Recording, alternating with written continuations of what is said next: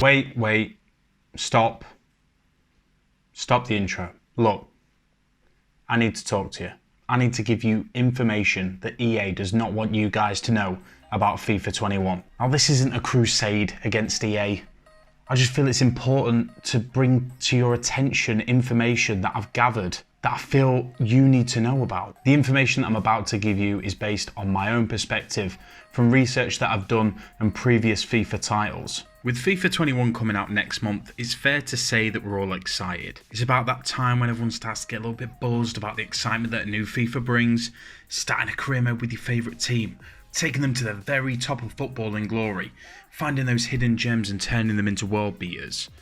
But why does this year feel different? To me, it all started with the reveal trailers. At first, FIFA released the changes coming to career mode in the form of meagre patch notes section on their website. A paragraph giving description to still images. I found myself just scrolling through it, expecting to sort of see something that's going to, excite me, but I just sort of went, Okay. How have you guys found the hype? Let's get a discussion going in the comment section below. And if you haven't already, hit the subscription button to show your support and the notification bell so you get updates every time I release a brand new video. I found myself forcing positivity from what I read. I was trying to pump myself up for the release, and then I thought, why am I doing this? It's EA's job to build hype for FIFA 21, not mine. But my worries were then doubled when the announcement of the career mode trailer dropped, and it was just a video version of the patch notes article from career mode. They built hype around information you had already fucking read. I feel like this debate is alive now more than ever. Yes, the standard response when asking a FIFA player if he'll buy the game on release is, I know it's terrible, you know it's terrible, but we'll buy it anyway because there's no other option. The thing is, I feel as if people this year are saying, why? I believe a factor of this is PES. Whether you like it or not, PES has gained massive amounts of steam over the past couple of years, and they are starting to make EA like they don't really care about the people who play FIFA.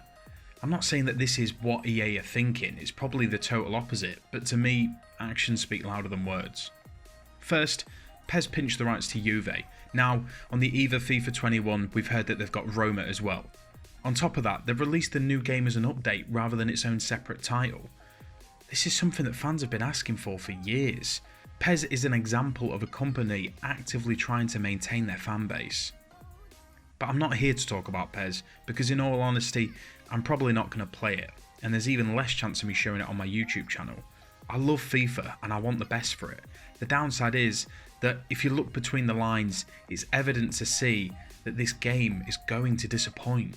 To sort of back up some of the information that I've been saying, and to sort of reinforce my thoughts, let me just show you something that you may not have seen.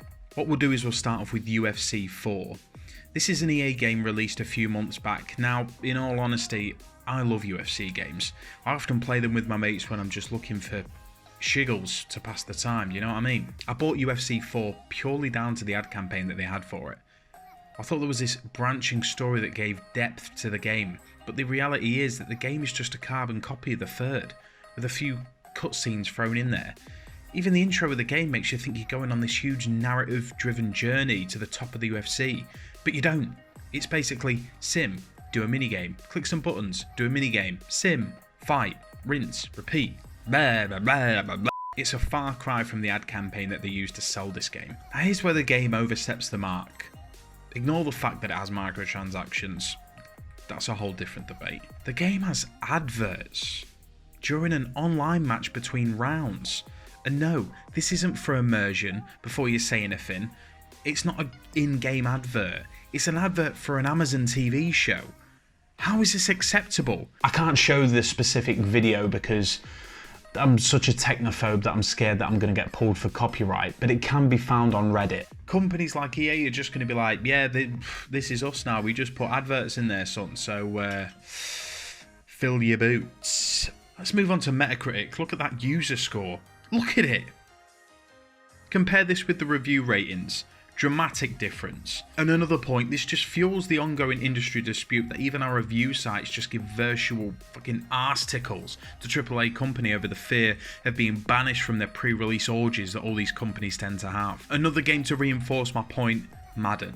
Now, if you don't know what Madden is, it's a computer game simulation of a popular pastime in America called hand egg. No, all jokes aside, Madden to America is what FIFA is to Europe. The continent, not the political conglomerate. Yeah, it's a touchy subject, I'll move on. But watching Madden 21 and its audience meet is like emerging from a time machine into next month. The game's released as a buggy mess, little to no development, just dressing, recycling assets from Madden 20 or Madden 19. Angry Joe, a guy I've been watching for years, before I had facial hair, goes on an hour rant about the absolute shit show of a game. Young Year shows how the game's animations for winning the Super Bowl haven't changed in 4 years. This is the same company that are in charge of making FIFA. What the fuck? Look at this user score.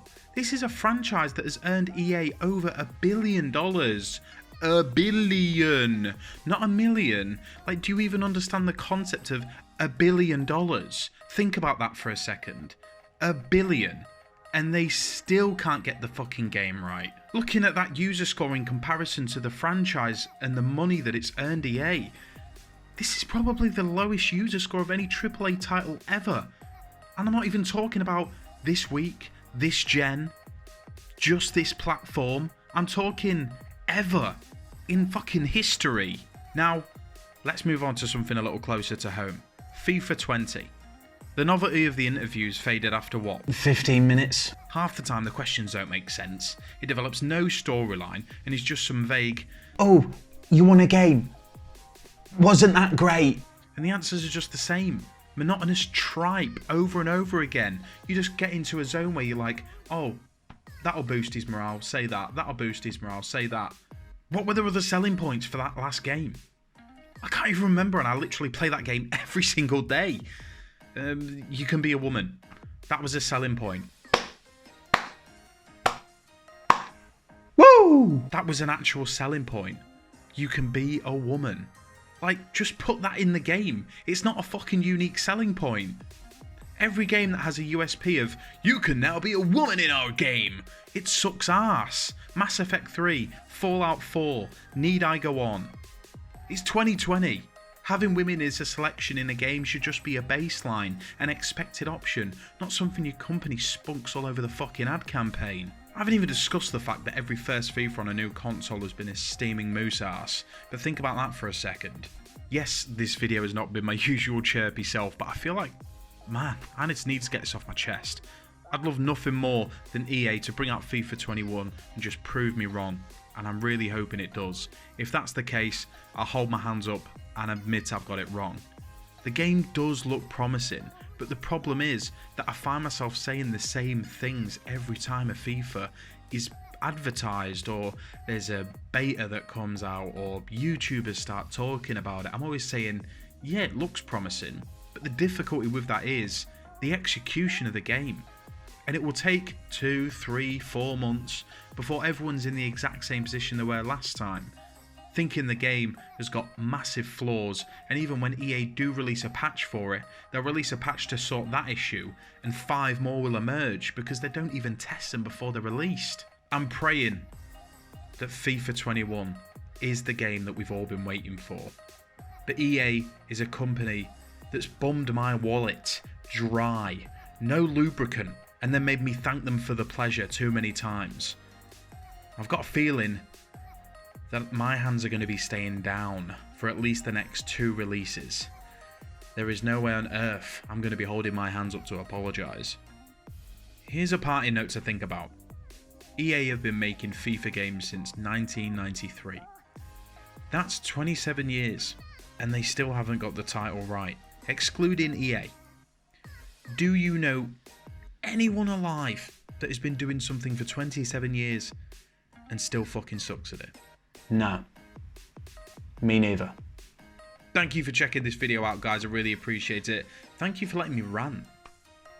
Feels good. I feel like a weight's been lifted off my shoulders. I'm watching the sunset and I'm thinking, wow, tomorrow is a new day. I don't even know what I'm fucking... Like I said before, guys, let me know what you think in the comment section below.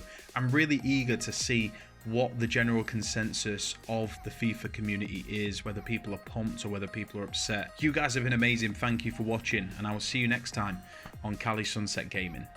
Oh, BT Dubs. This was a Div 1 game on online seasons, and I was intoxicated. Boss ass bitch.